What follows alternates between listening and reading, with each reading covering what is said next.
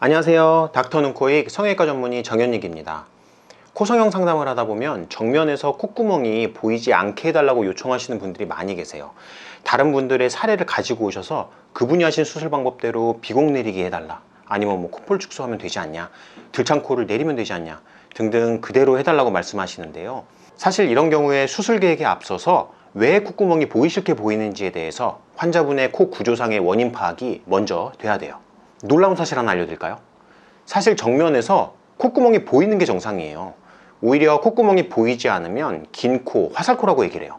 저희 성형외과 교과서에 나오는 아름다운 콧구멍 모습에 대해서 간단히 알아보면 정면에서는 부드럽게 날아가는 갈매기 날개 같은 모양으로 콧구멍이 곡선 모양으로 그려져야 되고, 옆에서는 코끝의 높이, 그리고 콧구멍의 위쪽 경계, 그리고 콧날개의 하단 경계 사이의 거리 비율이 1대1의 비율이어야 돼요.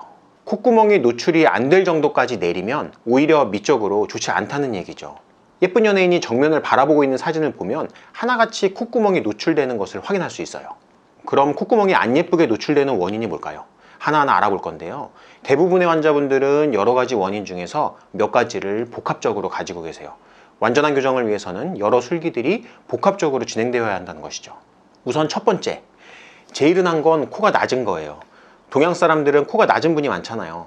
코가 낮으면 아무래도 똑같은 콧구멍 크기라도 더 퍼져 보이고 넓어 보이고 안 예쁘게 노출이 돼요. 이 경우에는 코를 정면으로 높여주기만 해도 콧구멍의 모양이 달라지면서 생각보다 예쁘게 콧구멍이 노출되는 경우가 많아요. 두 번째, 코가 들창코이거나 구축 변형이 와서 코끝이 들려있는 경우에도 흉하게 보이기도 해요. 최근에 재수술 하시는 분들이 많아지면서 이런 사례도 많죠. 이 경우에는 코끝에 단단한 지지구조를 만들어주고 코끝 연골의 복합체를 아랫방향으로 내려주는 들창코, 구축코 교정 방법으로 해결이 가능합니다. 코끝을 내리려면 코끝을 아래쪽으로 많이 빼줘야 하는데 그만큼 피부도 많이 늘어나야겠죠. 재수술의 경우에는 조직이 단단해져 있어서 더 안 늘어나거든요. 이 피부의 힘을 버텨줄 재료를 찾다 보니까 최근에 자가내 경고를 사용하시는 분들이 많은 거예요. 그리고 세 번째, 그냥 콧구멍 자체가 큰 경우예요. 콧구멍이 크면 아무래도 콧구멍이 동일한 높이만큼 노출이 되어도 더 크게 보이고 안 예뻐 보이게 되죠. 이 경우에는 콧구멍 크기를 줄여주면 되겠죠. 콧볼 축소예요. 하지만 이 수술은 피부를 절제해내야 하므로 수술 전으로 되돌릴 수가 없습니다. 그렇기 때문에 아주 신중하게 결정 내려야 합니다. 간혹 첫 번째 말씀드린 코가 낮은 분들도 비슷한 느낌으로 보이기 때문에 이 두 가지를 잘 구별해서 계획이 세워져야 됩니다. 그리고 네 번째, 콧날개 바닥의 위치 관련된 문제예요. 콧날개가 아래로 떨어져 있으면 상대적으로 콧구멍은 위로 올라가 보이고 코 기둥도 들려 보이게 되죠. 그리고 반대로 콧날개가 위로 올라가 있어도 상대적으로 콧구멍의 노출이 심해 보이고 코 기둥은 반대로 떨어져 보이게 되죠.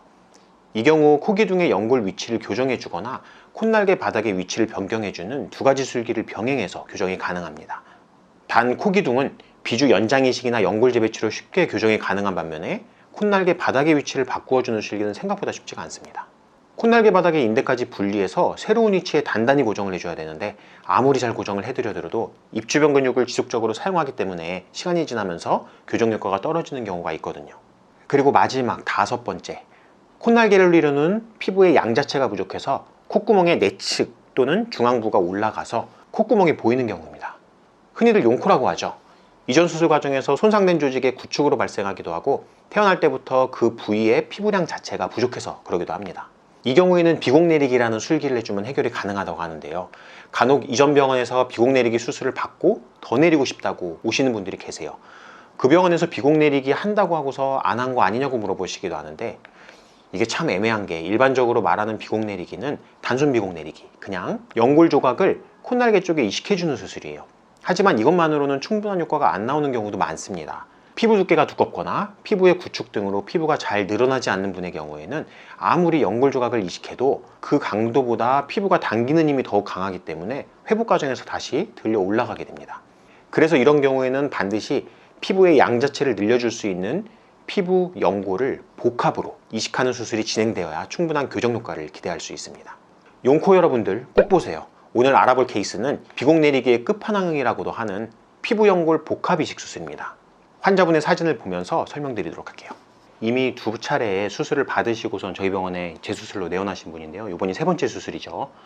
근데 콧구멍을 보면은 이 중앙부 쪽으로 콧구멍이 들려 올라간 느낌이에요. 그리고 이 부위를 자세히 보시면은 그림자진 부분이 보이시죠? 피부가 좀 단단하게 구축이 돼 있고, 그리고 피부 양 자체가 절대적으로 좀 부족한 상황이에요. 이런 경우는 저희가 코끝 연골 복합체를 내려도 여기 이렇게 핀칭된 부위라고 그러죠. 찝혀 있는 부위는 잘 내려오질 않아요. 왜냐하면 그 피부 자체가 구축 반응으로 변형이 와 있고, 그리고 절대적인 피부 양 자체가 부족하기 때문에 아무리 이쪽에 연골 절편을 이중으로 끼워 넣어도 피부 자체가 늘어나지 않아서 조직이 잘 내려오지 않는 거죠.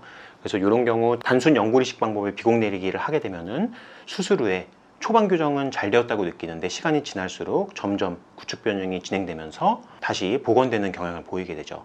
그래서 이분 같은 경우는 계획 자체를 실제 피부양까지 늘려줄 수 있는 연골과 피부를 복합적으로 이식하는 수술을 진행했어요.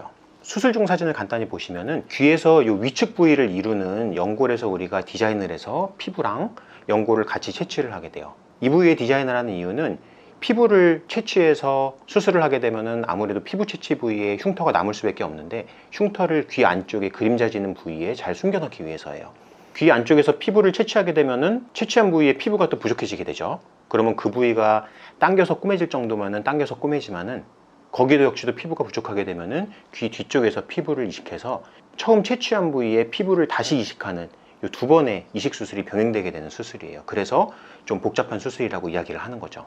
그래서 채취된 귀연골을 절반으로 잘라서 그 두 개의 연골과 피부 복합 절편을 코에 들린 위치에 연골과 피부를 같이 늘려주는 데 사용을 하게 됩니다. 이식은 콧구멍 안쪽으로 진행이 되게 되고요. 피부양 자체가 늘어나는 효과를 기대하고 수술을 하는 거예요. 그래서 수술 후 사진을 보면은 여기 찝혀 있는 특징적으로 그림자진 부위가 이렇게 매끄럽게 내려온 것을 볼 수가 있죠.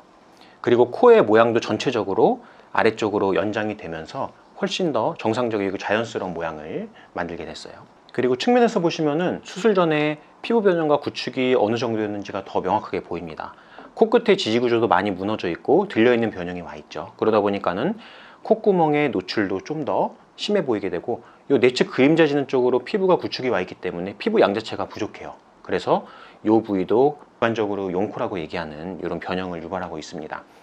그래서 여기에 피부 이식을 시행한 결과 이렇게 피부양 자체가 부족한 코임에도 불구하고 이 단단한 늑연골로 코 중앙 부위의 지지 구조를 버텨주고, 그리고 측면에 들려 올라간 식에 이렇게 변형이 와 있는 부분은 실질적인 피부 양을 늘려줌으로써 이렇게 충분한 교정 효과를 낼 수 있게 되었습니다.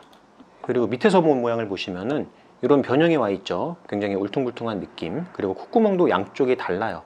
이 왼쪽 같은 경우는 특히 이런 구축 변형이 좀 심하죠. 그래서 이렇게 변형된 코를 우리가 추가적인 수술로 코끝의 높이도 높여주고, 그리고 비대칭적으로 구축되어 보이는 이 콧구멍의 모양도 비교적 정상적인 모양으로 교정이 된 것을 확인할 수가 있습니다. 간혹 가다가 코 수술을 그냥 간단하게 실리콘, 연골 넣고 끝내는 수술로 생각하시는 분이 있는데 그렇지 않습니다.